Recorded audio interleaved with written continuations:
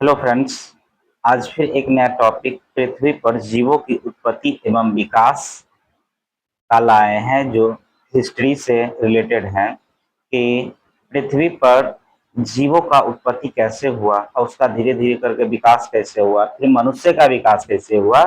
इस संबंधित हम लोग चर्चाएं करेंगे और जानने और समझने का प्रयास करेंगे। और परीक्षा के दृष्टिकोण से भी जो भी पॉइंट होगा वो हम टिक आउट करते चलेंगे ताकि आपका एग्जाम में भी क्लियर हो जाए और नॉलेज के लिए भी हो जाए। तो चलिए आगे बढ़ते हैं। देखिए, सबसे पहले हम लोग जानेंगे कि विकास क्या है। तो विकास के बारे में देखा जाए तो आबादी में समय के साथ होने वाले क्रमिक और आनुवांशिक परिवर्तन जो नई और अधिक जटिल प्रजातियों का निर्माण करते हैं विकास कहलाते हैं, एवोल्यूशन। विकास तो समझ लिए, इसको और बेहतर समझने के लिए उससे पहले हम लोग जीवों की उत्पत्ति को समझेंगे, फिर विकास को समझेंगे। तो चलिए छोटा सा जानकारी के लिए बता दिए।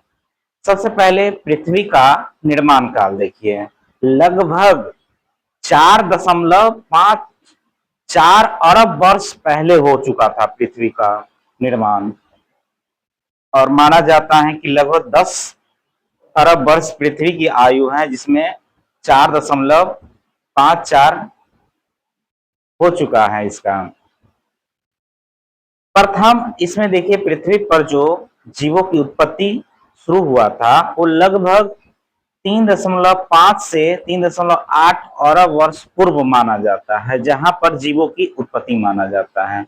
इसी चीज को हम लोग समझेंगे आगे। सबसे पहले देखिए, जीवों की उत्पत्ति का सिद्धांत के बारे में हम लोग चर्चा करें कि जीवों की उत्पत्ति कैसे हुआ, इस पर हम लोग चर्चा करते हैं। देखिए, सिद्धांत है, मान्यता है और स्थिति और खंडन जो किया गया है इसको जानेंगे। तो सर्वोसर्वा जो सर्वप्रथम जो था कि लोग यह समझते थे कि मनुष्य का जो है अलौकिक शक्ति या ईश्वर या भगवान या अल्लाह के द्वारा मनुष्य का उत्पत्ति हुआ है या जीव जंतुओं का उत्पत्ति हुआ है, इसे विशेष सृष्टि कहते हैं। तो ऐसी मान्यताएं प्रचलित था, बहुत समय तक था। लोग इस ऐसी मान्यता का अगर विरोध भी करना चाह रहे थे तो कर नहीं पा रहे थे। जो हम लोग देखेंगे, डार्विन का जो विकास का सिद्धांत दिए थे उसमें कितनी उनको तकलीफें आई, तब जाके वो उनका जो है सिद्धांत सफल हुआ था। तो पहली जो मान्यता था विशेष सृष्टि, इसमें अलौकिक शक्ति और ईश्वर द्वारा रचना किया गया था। इसका कोई वैज्ञानिक आधार या अनुभविक प्रमाण नहीं मिला, सिर्फ मान्यता था कि इतने बड़े संसार का जो निर्माण करता है वो ईश्वर ही हो सकता है, जब तक कि उन्हें सत्य से ज्ञात नहीं हो गया था तब तक यह मान्यता था। दूसरा है स्वतः उत्पत्ति। स्वतः उत्पत्ति में देखिएगा तो ऐसी मान्यता था कि निर्जीव और सड़ रहे चीजों पदार्थों से अचानक जीवों का जन्म हो जाता है। तो यह भी बहुत दिनों तक चला, लेकिन बाद में लुई पास्चर द्वारा जो वैज्ञानिक रूप से इसको खंडित कर दिया गया। आगे हम लोग देखेंगे। तो मतलब कहना था जैसे कि कोई चीज वस्तु है, वेस्ट चीज जो निर्जीव चीज है, अगर वो सड़ रही है तो उसमें से बहुत सारे जीव जंतु पनप जाते हैं। तो ऐसी मान्यता था। इससे पहले मान्यता था कि ईश्वर द्वारा ही रचना किया गया है, जीवों का निर्माण किया गया। बाद में स्वतः उत्पत्ति का सिद्धांत, इसको अभी खंडित कर दिया लुई पास्चर द्वारा वैज्ञानिक विधि से। फिर तीसरा आता है कि जैव उत्पत्ति। यह नया जीव केवल पूर्ववर्ती जीवित कोशिका से ही संभव है और यह सर्वमान्य हुआ, स्वीकृत हुआ। तो बाकी का ये दो खंडित कर दिए। अभी भी लोग मानते हैं इसको, तो पूरी तरह से खंडित ही मान दिए, लेकिन अभी भी मानने वाले लोग मानते हैं कि इतने बड़े संसार की रचना ईश्वर द्वारा ही किया जाता है। लेकिन अभी इसका वैज्ञानिक प्रूफ जैव उत्पत्ति के सिद्धांत पर यह कार्य कर रहा है। तो नया जीव केवल पूर्ववर्ती जीवित कोशिका से ही संभव है। तो इस प्रकार से हैं। तो तीन सिद्धांत हैं। विशेष सृष्टि सिद्धांत जिसमें ईश्वर द्वारा रचना किया गया, स्वतः उत्पत्ति सिद्धांत जिसमें निर्जीव वस्तुओं से स्वतः उत्पन्न हुआ, और जैव उत्पत्ति इसमें कहा गया कि जो जीवित कोशिका है उसी से पुनः जीवन का उत्पन्न संभव हो सकता है। तो इस प्रकार के सिद्धांत है। चलिए और समझते हैं गहराई से। सबसे पहले लुई पास्चर ने जो इसका खंडन किया था, लुई पास्चर द्वारा जो वैज्ञानिक रूप से खंडित कर दिया गया, तो इसको हम लोग समझते हैं। लुई पास्चर का प्रयोग जैसे ये एक हंसनुमा है, सिद्ध किया गया कि जीव निर्जीवों से नहीं बल्कि पहले से मौजूद जीवों से ही उत्पन्न होती हैं। तो एक देखिए, एक हंसनुमा एक गर्दन का सुराही टाइप है ये, इसमें यह सिद्ध कर दिए। इसमें इन्होंने क्या किया हम आपको बताते हैं। देखिए, इसने एक नली लिया और इस नली में जल रख दिए और जल को गर्म करते रहे और बाहर से इसको कांटेक्ट तोड़ दिया, मतलब ऑक्सीजन इसमें प्रवेश नहीं कर सकता था। तो ऐसी व्यवस्था कर दी, अगर ऑक्सीजन करवो करते प्रवेश तो यहीं पर जमकर रह जाता था, ये यहाँ तक आ ही नहीं पाता। और इसमें जो गर्म कर दिए, गर्म करके इसमें जितना भी जीवाणु धूल का नष्ट कर दिए ताकि उसमें कोई जीव उत्पन्न न हो सके। जब पूरा नष्ट हो गया और यहाँ खुला भी था तो ऑक्सीजन आता भी और उसके साथ जो जीवाणु आते यहीं पर रह जाता था, यहाँ तक नहीं पहुंच पाता। तो कुछ समय बाद देखा कि जैसे का तैसे जल है, इसमें कोई परिवर्तन नहीं हुआ। तो इससे माना गया कि नहीं, इसमें जीव जो स्वतः उत्पन्न होने की जो बात कह रहे थे ये नहीं है। इसका मतलब है कि जीव क्या है, बाहरी दुनिया से आता है, मतलब बाहर से आता है, और जो जीवित है वही पनपता है। तो ये लुई पास्चर का प्रयोग था हंसनुमा गर्दन की तरह एक सुराही में। अब चलिए, अब एक सिद्धांत है कि चलिए ऐसे नहीं उत्पन्न हुआ होगा तो कैसे उत्पन्न हुआ होगा। तो लोगों ने अनुमान लगाया कि उस समय अगर मान लेते हैं कि कोई जीव, आप कह रहे हैं कि जो सजीव से ही है, मतलब जीवित कोशिका से ही जीव उत्पन्न होते हैं, तो यह बात बताइए कि सर्वप्रथम जो जीव होगा वो कहां से आया होगा। तो इसका प्रमाण ढूंढने के लिए अगर मान लीजिए कि पहले से कोई आई नहीं, जैसे कहते हैं पहले मुर्गी की अंडा, तो यह चलते आ रहा था, तो इसको सिद्ध कैसे किया जा सकता है, कैसे कीजिएगा। तो इसको सिद्ध करने के लिए एक रासायनिक सिद्धांत जो अनुमान लगाया कि उस समय तो कुछ भी नहीं था, ऐसा वातावरण भी नहीं था पूरा, उस समय मीथेन गैस थे, अमोनिया थे, ये सब जानते हैं कितना जहरीला होता है, जीवन उत्पन्न होना न के बराबर थे, बिजली हमेशा चमकते रहते थे, हाइड्रोजन गैस थे, जलवाष्प थे, यही सब थे। तो इससे तो संभव नहीं था। तब जाके परीक्षण किया गया। क्या परीक्षण किया गया, तो इसमें देखिए उस समय के जैसा वातावरण था वैसा वातावरण बनाया गया। जैसे मीथेन गैस की प्रचुरता थी, अमोनिया की प्रचुरता थी, हाइड्रोजन की और जलवाष्प की, इस सब को लिया और जैसे आकाशीय बिजली जो होता है उस आकाशीय बिजली को उत्पन्न किया गया और इस का परीक्षण किया गया। तब जाके देखा कि जटिल कार्बनिक अणु यानी अमीनो ऑल में यह परिवर्तित हो गया। तो इसको और विस्तार से समझते हैं। प्रारंभिक पृथ्वी पर वातावरण उपचायक था, मुक्त ऑक्सीजन उपस्थित नहीं थे। उस समय ऑक्सीजन नहीं था तो जीवन पनपना नामुमकिन था। तो ऐसे ही मान्यता था कि जब आप कह रहे हैं कि स्वतः नहीं उत्पन्न हुआ तो आप साबित कीजिए। तो इसके लिए प्रयोग किया गया। आगे चलिए समझते हैं। देखिए, मिलर यूरे का प्रयोग ये महत्वपूर्ण है। देखिए 1953 में यह प्रयोग किया गया। क्या प्रयोग किया गया, तो देखिए आप इस संरचना को गौर से देखिएगा, इसी में सारा चीज छिपा हुआ है।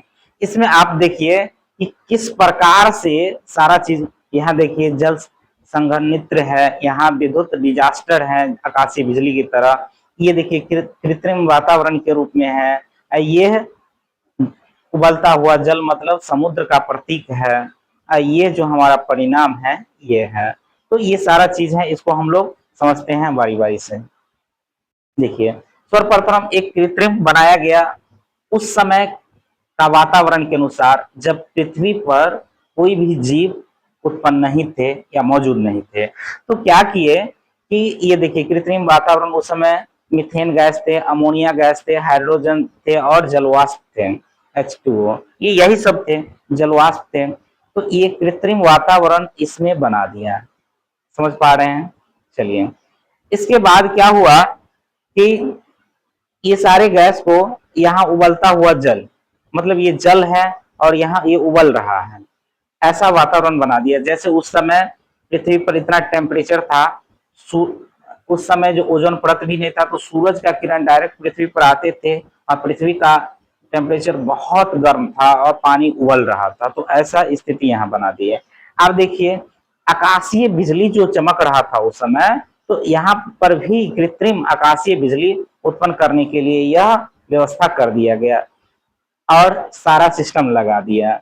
अब देखिए यहाँ ये उस समय का जैसा वातावरण था वैसा बना दिए, तब जाके देखा कि ये धीरे धीरे करके ये सारे जो अणु है, गैस है, आपस में जुड़ने के लिए मजबूर हो गए और यह जो है जुड़कर यहाँ एकत्रित हो गए, जो एमिनो अम्ल के रूप में हुआ, प्रोटीन के निर्माण का खंड यह हुआ। अब इसी से देखा गया कि एक कोशिकीय जीव जो छोटा छोटा जीव था इसमें उत्पन्न होना शुरू कर दिया था। तो इससे साबित कर दिया कि उस समय जो कैसे आया था जीवों का उत्पत्ति कैसे हुआ था, इस प्रयोग मिलर और यूरे ने मिलकर 1953 में यह सिद्ध कर दिया कि उस समय कैसे जीवों की उत्पत्ति हुआ होगा।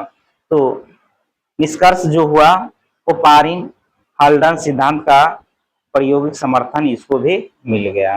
तो उस समय का समझ सकते हैं कैसे जीवों की उत्पत्ति हुआ। आगे देखिए, अब जब जीवों की उत्पत्ति हुआ तो चार्ल्स डार्विन का प्राकृतिक चयन बाद इसको समझते हैं कि जीवों का विकास हुआ। फिर कहा कि ठीक है, मान लेते हैं कि एक कोष की वाला जीव उत्पन्न हो गए, तो फिर बाद में जाकर इतने बड़े डायनासोर या इतने मनुष्य, बंदर, सारे प्रजाति कैसे हुए? तो इसका जो जवाब है वो डार्विन साहब ने अपने पुस्तक on the origin of species में 1859 में ही दे दिया था। इसको समझते हैं क्या कह रहे हैं, तो चलिए इसको समझने का सबसे पहले प्रयास करते हैं। देखिए, जीवों में भिन्नताएं एक ही प्रजाति में सूक्ष्म आनुवांशिक अंतर है, मतलब कुछ ना कुछ आनुवांशिक अंतर आते ही रहता है। अब देखिए, आप अपने समझिए, अगर हमारे दादाजी हैं, फिर पिताजी, फिर हम हुए, फिर हमारे आने वाले बच्चे हैं, तो कुछ ना कुछ भिन्नता होते रहता है, कुछ ना कुछ परिवर्तित होते रहते हैं, आनुवांशिक भिन्नता। तो इससे आप समझ सकते हैं कि उस समय भी धीरे धीरे करके यह परिवर्तन एक ही बार छोटा एक कोशिकीय जीव से इतना बड़ा जीव नहीं हुआ, इसमें लाखों करोड़ों वर्ष गया, अरबों वर्ष गया, समझ सकते हैं। फिर देखिए, जब ऐसे ही थोड़ा करके चेंज होते गया, तो अब यहाँ देखिए जीवन के लिए संघर्ष। अब जितना भी सीमित संसाधन है, यहाँ पर सभी जीव एक दूसरे से संघर्ष कर रहे हैं जीने के लिए, अपने आप को जीवित रखने के लिए, चाहे मनुष्य हो, जीव जंतु हो, पशु पक्षी हो, सब अपना संघर्ष कर रहे हैं। तो किसी न किसी प्रकार जो संघर्ष कर रहे हैं, एक दूसरे जो नष्ट होते जा रहे हैं, फिर अपने आप को परिवर्तित करते जा रहे हैं, बदलते जा रहे हैं, उन्हीं का इस संसार में जीवन संभव है। अगर आप स्टूडेंट है तो स्टूडेंट आप समय के अनुसार अगर नहीं बदलते हैं तो आपका सिलेक्शन नहीं हो पाएगा। अगर आप सरकारी जॉब चाहिए तो आपको परिवर्तन करना होगा। तो ऐसे ही जीव धीरे धीरे करके परिवर्तित होते गए। आपको देखिएगा कि बहुत अच्छे से समझाया है डार्विन साहब ने कि जैसे अभी मनुष्य का हाथ है ना, वो हाथ और पक्षी के जो पंख हैं दोनों में समानताएं हैं, इसको बहुत अच्छे से समझाया है। तो वो है, अब पूंछ जो है अभी भी मनुष्य के अपेंडिक्स के रूप में जो लुप्त हो चुका है वो भी है। तो बहुत सारे समानताएं हैं, इससे जो है पता चलता है कि नहीं, धीरे धीरे करके परिवर्तित होते गया। इसके बाद देखिए, योग्यतम की उत्तरजीविता, वातावरण के प्रति सबसे अनुकूल जीव का बचना। देखिए, आप कहिएगा कि कैसे खत्म होते चले गए, इतने सारे बड़ा बड़ा डायनासोर थे, बड़ा बड़ा जीव थे, या कुछ जीव जो है जो अभी भी उस समय के जीव नहीं है, नष्ट हो चुके, वो लुप्त हो चुके हैं। तो उसमें यही बात है कि जो अपने आप को समय के अनुसार, परिस्थिति के अनुसार, वातावरण के अनुसार ढालते गए, परिवर्तित होते गए, तो वो उनका जो है इस संसार में, इस पृथ्वी पर उनका सर्वाइवल बच पाया, उनका वंशज बच पाए। लेकिन जो नहीं चेंजिंग कर पाए, समय के अनुसार नहीं बदल पाए, तो वो विलुप्त होते चले गए। तो यही है। फिर है चौथा, सफल जनन। उपयोगी गुण अगली पीढ़ी में स्थानांतरित होते चला गया। देखिए, अगर पीढ़ी दर पीढ़ी वो समझते चला गया, अपने आप को चेंज करते चला गया, तो जैसा चेंजिंग आते गया, तो जिन जिन भी और वातावरण के अनुसार भी वो बदलते चला गया, फलस्वरूप जो है यह इस पृथ्वी पर, इस संसार में वो सर्वाइव कर गया। तो यही था चार्ल्स डार्विन का प्राकृतिक चयन। मतलब प्रकृति के अनुसार वो कैसे ढल पाते हैं, कैसे जी पाते हैं, तो यही बदलते चला गया, अपने आप को ढालते चला गया, जीवित रखते चला गया। तो यही समझाया है। तो कैसे उत्पन्न हुआ, किस प्रकार से उत्पन्न हुआ और कैसे परिवर्तित होते गए, सारा चीज समझाया गया है on the origin of species में। आगे चलिए, देखिए जीवन के विकास का कर्मिक क्रम, इसको भी समझते हैं। चलिए देखिए, सबसे पहले रासायनिक विकास। सबसे पहले देखा कि किस प्रकार यूरे ने रासायनिक संरचना के माध्यम से समझाया कि कैसे उत्पन्न हुआ, एक कोशिकीय जीव उत्पन्न हुआ। फिर इससे परिवर्तित होकर साइनोबैक्टीरियम जो O2 उत्पादक थे, यह उत्पन्न हुए। जैसे ही ऑक्सीजन का उत्पादन करने वाला साइनोबैक्टीरियम हो गए, जो एक प्रकार से पौधे और जीव दोनों थे, तो इससे और भी ऑक्सीजन जब आना शुरू हुआ, तो जीवों में चेंजिंग होना या अपने आप को सर्वाइव करना और उत्पन्न जीवों को उत्पन्न करना भी आसान हो गया। फिर देखिए, इसके बाद यूकैरियोटिक जीव आए। फिर बदलते बदलते बहुकोशिकीय, एक कोशिकीय साइनोबैक्टीरियम, फिर यूकैरियोटिक आए, फिर बहुकोशिकीय जीव आए, फिर समुद्री कशेरुकी आए। समुद्री कशेरुकी में देखिएगा कि सर्वप्रथम, कशेरुकी मतलब होता है कि उसमें, सॉरी, अकशेरुकी मतलब उसमें रीढ़ नहीं थे। बिना रीढ़ के जीव उत्पन्न होने लगे। पहले छोटा सा एक कोशिकीय साइनोबैक्टीरियम में, यूकैरियोटिक, फिर बहुकोशिकीय वाला आया, फिर वो परिवर्तित हो गया अकशेरुकी में। फिर आगे चल के देखिए उभयचर आया। फिर उभयचर में देखिएगा मेढक मेढक उभयचर जो जल थल दोनों पर रहने लगे। और फिर मछली आया जो कशेरुकी थे। प्रथम कशेरुकी मतलब प्रथम रीढ़, मतलब कांटे वाले जीव जो था समुद्र में, वो क्या था, तो वो मछली था। जब उभयचर आया तो सर्वप्रथम जल, पहले जीव जल में ही रहते थे, अब थल में भी रहने लगे, जल और थल दोनों पर। फिर जाके सरीसृप का, फिर पक्षी, और पक्षी से फिर देखिएगा स्तनधारी हुआ, और स्तनधारी जैसे ही बंदर का जो विकास हुआ, फिर धीरे धीरे करके बंदर से मानव के रूप में विकास हुआ। तो ये जीवन के विकास का क्रमिक विकास है। याद रखिए, पहले प्रथम कोशिका वाला, एक कोशिका वाला साइनोबैक्टीरियम, फिर यूकैरियोटिक बहुकोशिकीय, समुद्री अकशेरुकी, फिर उभयचर हुआ, फिर कशेरुकी जो मछली है, सरीसृप हुआ, पक्षी हुआ, फिर स्तनधारी, फिर मानव हुआ। तो इस प्रकार जीवों का क्रमिक विकास होते चला गया।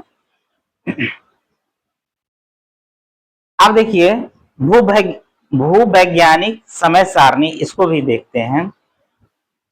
हेमोसेपियंस का आगमन लगभग 3 लाख वर्ष पूर्व हुआ था। जिस हेमोसेपियंस से हम लोग बात करेंगे कि हम लोगों का जो पूर्वज था, बंदर था, उसका लगभग 3 वर्ष पूर्व इसका विकास हुआ था। सबसे पहले देखिए, अगर समय के अनुसार वैज्ञानिकों ने बांटा है, सर्वप्रथम प्री कैम्ब्रियन एरा की बात कर रहे हैं। पृथ्वी की उत्पत्ति, वायुमंडल का निर्माण और प्रथम एक कोशिकीय जीव प्री कैम्ब्रियन में एरा में हुआ था। उसके बाद देखिए पैलियोजोइक इरा में समुद्री जीवों, मछलियों और उभयचरों का स्वर्णकाल रहा, बदलते चला गया। फिर मेसोजोइक इरा में सरीसृपों एवं डायनासोर का प्रभुत्व युग ही माना जाता है, पक्षियों का उदय माना जाता है। फिर सेनोजोइक में आधुनिक स्तनधारी जीवों तथा अंततः मानव का भी तीव्र विकास हुआ सेनोजोइक में। तो कब कब याद रखिए, प्री कैम्ब्रियन में पृथ्वी की उत्पत्ति, वायुमंडल का निर्माण और एक कोशिकीय जीव। पैलियोजोइक में समुद्री जीव, मछली, उभयचर का स्वर्णकाल रहा गया। मेसोजोइक में सरीसृप, डायनासोर, पक्षियों का प्रभुत्व रहा और सेनोजोइक में स्तनधारी जीवों का और अंततः मानव का भी विकास संभव हो गया। इसके बाद देखिए जैव विकास के प्रमुख वैज्ञानिक प्रमाण भी देख लीजिए कुछ कुछ। यहां सबसे पहले देखिए चर्चा करें तुलनात्मक शरीर। अब हम आपको पहले ही बता चुके थे कि कैसी समानता है। तो आप देखिए मनुष्य का हाथ देखिए और पक्षी का ये पंख देखिए, ये समजात अंग है, समान मूल की संरचना है। तो ये समजात अंग हुए, जैसे अभी मनुष्य का हाथ है वैसे पक्षी का क्या है, पंख है।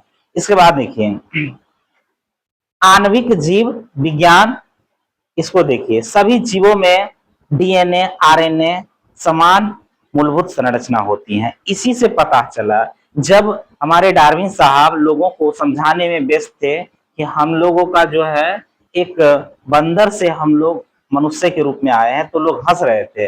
लेकिन जब मेंडलिप ने यह डीएनए का सिद्धांत दिया तब जाके यह प्रूफ हो चुका कि सही में हम लोग का पूर्वज जो है बंदर थे। भ्रूण विज्ञान, इसमें देखिए कशेरुकी के भ्रूण के प्रारंभिक चरण में अत्यधिक समानता है। अब देखिए कशेरुकी जीव जो है, इस सब जीव है, इस सब का जीव मनुष्य के जो भ्रूण है, बच्चा जो जन्म से पहले होता है भ्रूण, वो एक समान है, बहुत सारे समानता है। आप फिगर से भी देख सकते हैं कि कितने समानताएं हैं। अब अवशेषी अंग के बारे में भी चर्चा किए थे। पहले के जो पूछ हुआ करते थे शरीर के, वे अंग जिनका अब कोई कार्य नहीं है। अपेंडिक्स अभी भी मनुष्य के शरीर में के अंदर ही छिपा है, पहले ये पूछ के रूप में कार्य करता था। तो ये भी है कि जिस अंग का कार्य, जिस अंग से हम लोग कार्य ज्यादा लेते हैं उसका विकास होते चला गया और वो बचा रहा, जिसका उपयोग हम लोग कम करते चले गए वह नष्ट होता चला गया। तो ये जैव विकास के प्रमुख वैज्ञानिक प्रमाण थे। तो ये भी समझ में आया होगा। अब देखिए जीवाश्म का महत्व, पॉलिश का। देखिए सबसे पहले आप इस फिगर को देखिए, डायनासोर को देखिए फिगर का। जैव विकास का प्रत्यक्ष और ऐतिहासिक प्रमाण है। विलुप्त हो चुके जीवों की शारीरिक संरचना की सटीक जानकारी ये जीवाश्म से ही मिलता है कि कैसे जीव था, उसका शरीर कितना विशालकाय था। ये सारा लोगों ने देखा नहीं है डायनासोर, लेकिन यह उसके कंकाल से, उनके शारीरिक संरचना से अनुमान लगाकर सटीकता का पता लगाया गया। विभिन्न भूवैज्ञानिक युगों की कड़ियों को जोड़ने का माध्यम भी यह जीवाश्म है कि किस युग में कौन सी जीव था, वहां पर यह इसका प्रमाण ये जीवाश्म ही है। तो जीवाश्म का भी महत्व आप समझ चुके हैं कि विकास का प्रत्यक्ष ऐतिहासिक प्रमाण है, अविलुप्त हो चुके जीवों की शारीरिक संरचना का सटीक जानकारी और विभिन्न भूवैज्ञानिक युगों की कड़ियों की जोड़ने का माध्यम भी यह क्या है, जीवाश्म ही है। अब चलिए महत्वपूर्ण तथ्य है जो परीक्षा के लिए उपयोगी है, इसको जानते हैं। पहले भी हम लोग जान चुके हैं पृथ्वी की आयु लगभग 4.54 अरब वर्ष है। प्रथम कोशिका वाला जो जीव आया 3.5 से 3.8 अरब वर्ष पूर्व आया। मिलर और यूरे का प्रयोग 1953 में हुआ, जो देखे कैसे हम लोग कृत्रिम बनावट संरचना के माध्यम से किए। ओरिजिन ऑफ स्पीसीज जो डार्विन साहब ने दिया 1859 में। परीक्षा के लिए महत्वपूर्ण, पृथ्वी की आयु 4.54 अरब वर्ष। प्रथम कशेरुकी जीव तो मछली है। रासायनिक विकास का सिद्धांत किसने दिया था? रासायनिक विकास का सिद्धांत तो ओपारियन और हॉल्डन ने। तो ये दो महत्वपूर्ण है, इसको भी याद रखिए। तो आशा करते हैं कि आपको जानकारी अच्छा लगा होगा। तब तक के लिए चलिए आगे नेक्स्ट क्लास के लिए जुड़े रहिए, बने रहिए और फिर मिलते हैं। तब तक के लिए धन्यवाद।